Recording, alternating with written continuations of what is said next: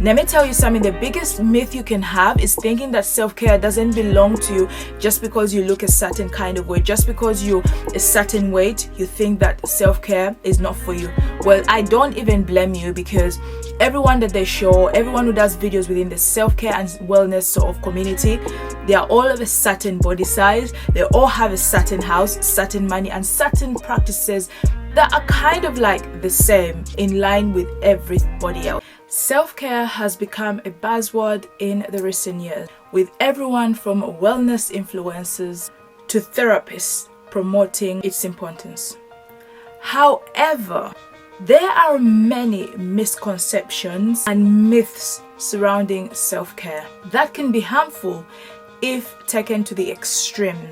In this particular video, I'm going to be explaining common myths around self-care and offer tips on approaching self-care in a much more healthy, better way. And hey, my name is Lucy. I talk about self-love, self-development, self-growth, healthy living, mindfulness, intentional living on this channel. If that's something that interests you, please do not forget to subscribe. And if it doesn't interest you, just subscribe. Along the way, something may catch you and interest you, and you may decide to stay. So you know what? You never know until you subscribe. So before we get into the actual video itself, I just want to say that I am a self-care girl. I talk about self-care so many times. I encourage self-care in so many ways, but the self-care that I try to encourage is in a much more way, sort of a balanced way. But some people can take self-care in a different way, in a different form, and self-care has been made to feel like it's about the rich people, it's about too much money, it's about what you have. It's also about having that aesthetic way, because let's be honest, how many times have you seen people talking about self-care when they have the perfect bedroom, perfect apartment, have green juices, going to the gym, everything is so perfect, perfect body, perfect environment, perfect camera, perfect editing, everything is just perfect to the T, that you feel like wellness and self-care is just having those aesthetics in order to love yourself. If you've been on this channel for quite some time, you know that we always define the thing that we're going to talk about. So let's first of all define what self-care is according to our trusted best friend Google. All right. Let's see what Google says about what self-care is. And it says that self-care is the practice of looking after and prioritizing own mental and physical well-being.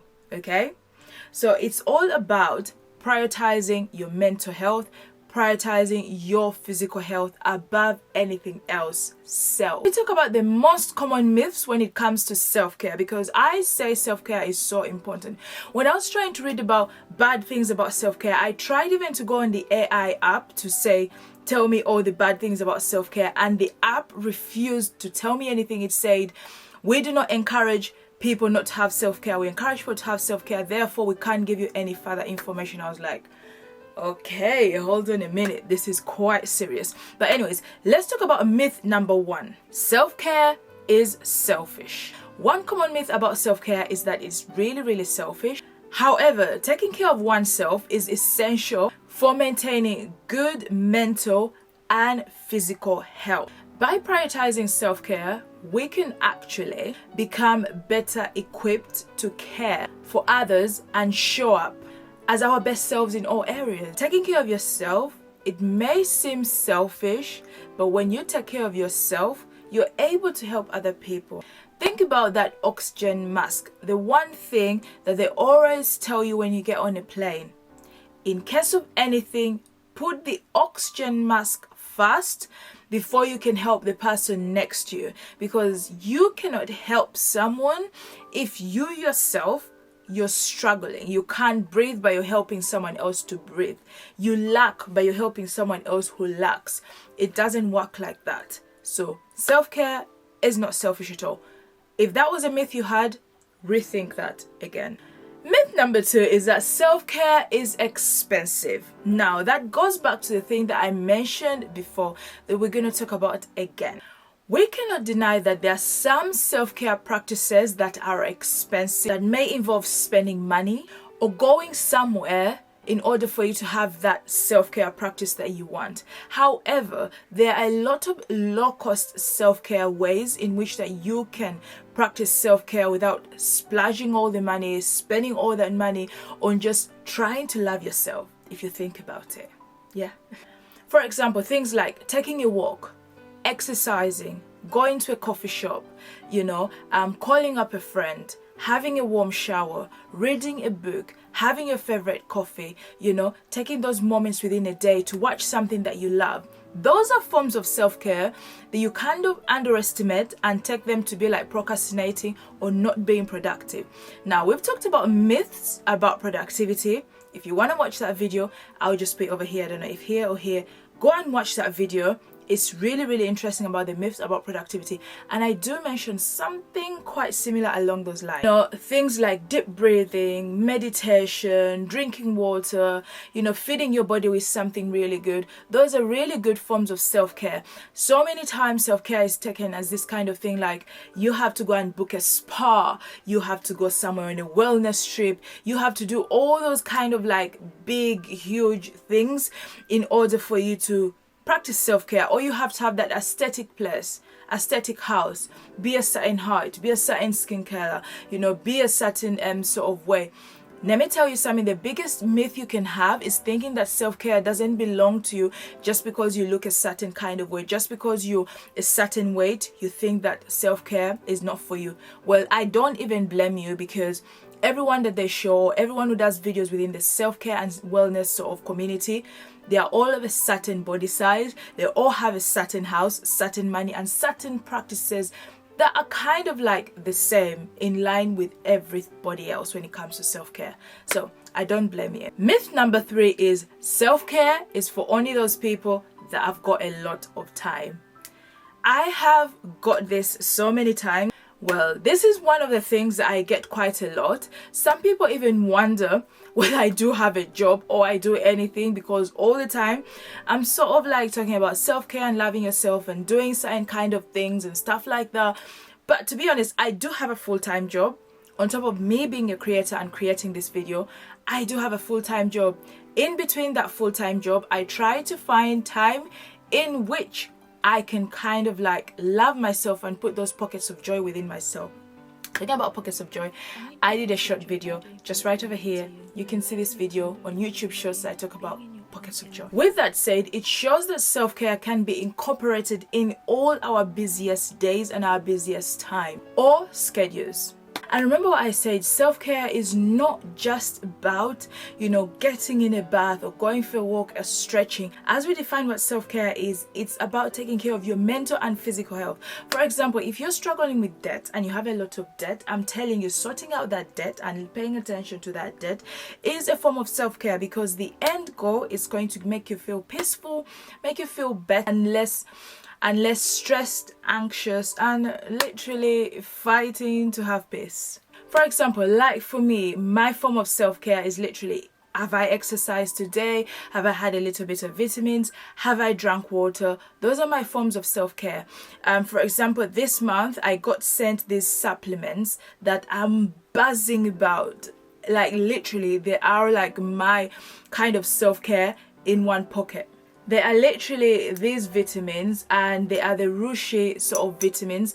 They come in a bottle like this. They've got all the vitamins. They've got hyaluronic acid, vitamin A, biotin, vitamin C, D3, and vitamin E that literally help you. So literally what you get is that you kind of like get a bit of the supplement in here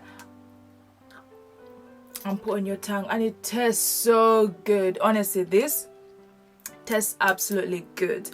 I absolutely love them, and they have 3 different types.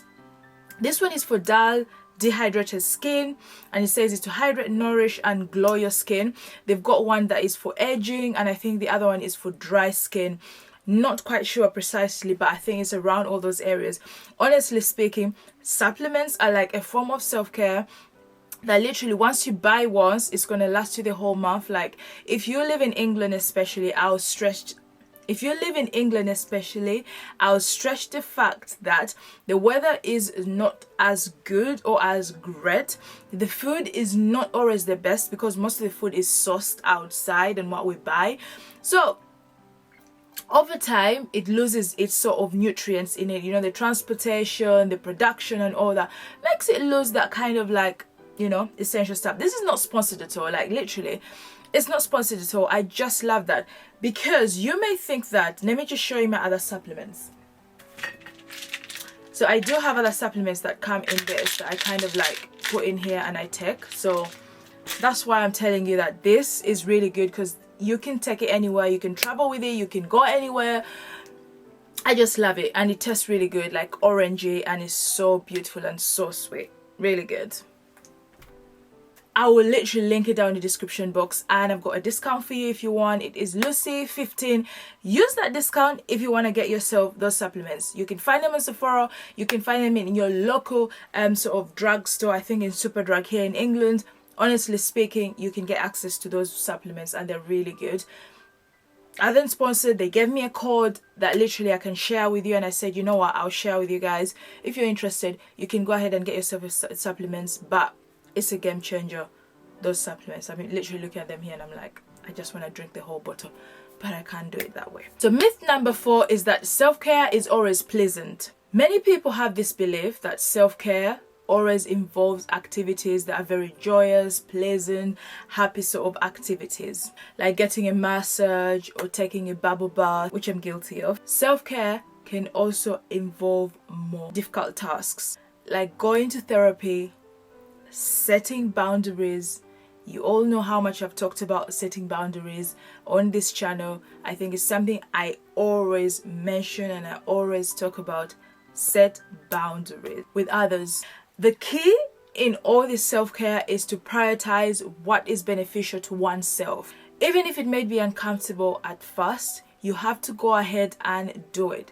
Self-care sometimes is not the best form of care you think you'll get. Probably you're thinking, you know what, I should be happy, I should be, you know, doing all those activities, I should be smiling, I should be, you know, good. But anyway, even going to a therapist is a form of self-care because you're trying to take care of your mind. You're trying to, you know, unpack the things that really bother you and stop you from doing the things that you want to do. So with all said, the whole conclusion when it comes to self-care, by getting rid of all these myths about self-care, all the things that I've mentioned in line with self-care that are myths, you have to try to cut them out and stop looking at them that way in order for you to start building on your self-care.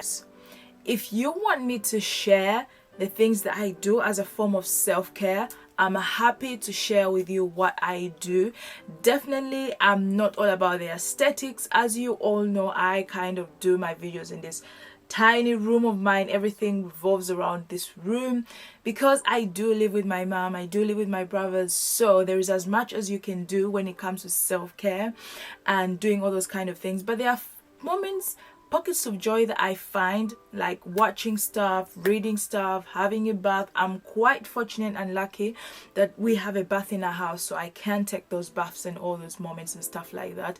But you may not be as lucky or as fortunate as I am, so don't think that that's a bad thing. Just find moments that actually make you happy. If it's walking by the sea, just walk by the sea. Please, if you're watching all those people doing aesthetic things when it comes to self-care and you think that you have to be that thing or have that thing or be that person in order to start loving yourself, you are going to be in for a long run. Because the thing that I always say to myself is that people who say that when I get this, I'll do that, it never ever happens. Because that thing that you're trying to get, once you get it and you do that, what next? Like literally, what next? For example, if you say to yourself that when I lose this weight, I'll be able to do this kind of thing. No, it's about self-discipline. It's not about the weights that you want to lose. It's your relationship that you have in your head that you've attached to, you know, doing certain things by losing that weight. There is a beautiful podcast Diary of a CEO. I'll try and see if I can put the picture here of the lady that really explains, you know, that where she explains things that when it came to her loving herself, she equated it to her, you know, losing weight and looking a certain way and having a certain body for her to actually go for a massage, go for a walk, have a bath. But that never ever happened, and that was just kind of like a way of coping. But anyways, he explains it properly. I'll put the video here and you can sort of go and watch that video. It's really an insightful video and it's so nice. So just try as much as you can to find those pockets of joy and be happy as much as you can. Anyways, let me know if those myths are things that you've had yourself. What was your biggest myth when it came to self-care? What did you think self-care was? Was self-care for you something like you have to go for a massage, a trip, a holiday, or that kind of thing? Or you already knew that self-care is about those small tiny things like going for a walk, loving yourself, taking care of your mental health, going for therapy, setting boundaries and stuff like that. Anyways, if you have loved this video, give it a thumbs up. Please do share this video with anyone else out there that would love this video. And if you're still in doubt, please just go ahead and subscribe. You'll think about it later, yeah? Okay? Anyways, have a lovely day and I can't wait to see you in my next video. Bye.